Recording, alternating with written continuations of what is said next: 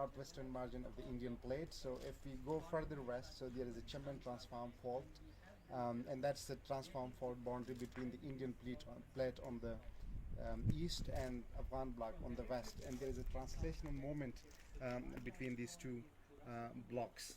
And because of that translational moment, you have the transpressional settings along which this huge mountain belt has been exposed. So that's called Suleman Fault Belt, and we are standing here in the northernmost part of the Suleman Fault belt.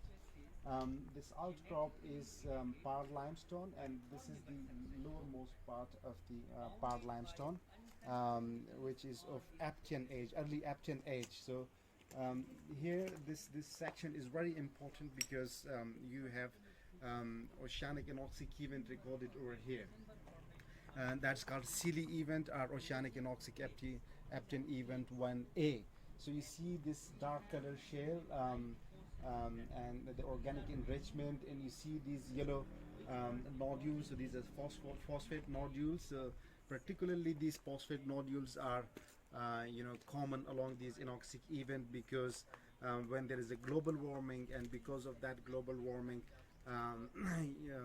you have upwelling from the deeper ocean into the surface ocean, so it brings a lot of nutrients, and then these phosphate nodules are preserved over here. So you see this black organic laminated setting. That was the time when you have massive volcanic eruption, and because of that you have global warming, and because of that global warming you have this eutrophication of ocean from the continent and from the deeper part of the ocean due to upwelling, and because of that you have algal blooms, and that algal organic matter that is being preserved over here in the form of these black shell, and that is not only preserved over here, but that is preserved in various parts of the world, in different oceanic section and different outcrop section.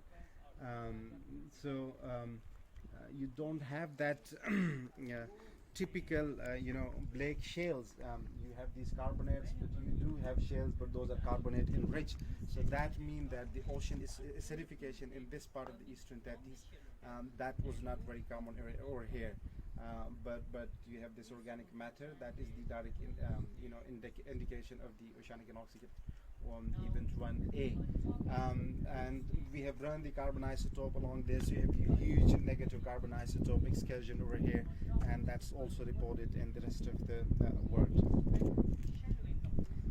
So that's also in Aptian section. You see a well-bedded sequence, and you see a very fine rhythmicity within the carbonates of this Aptian section.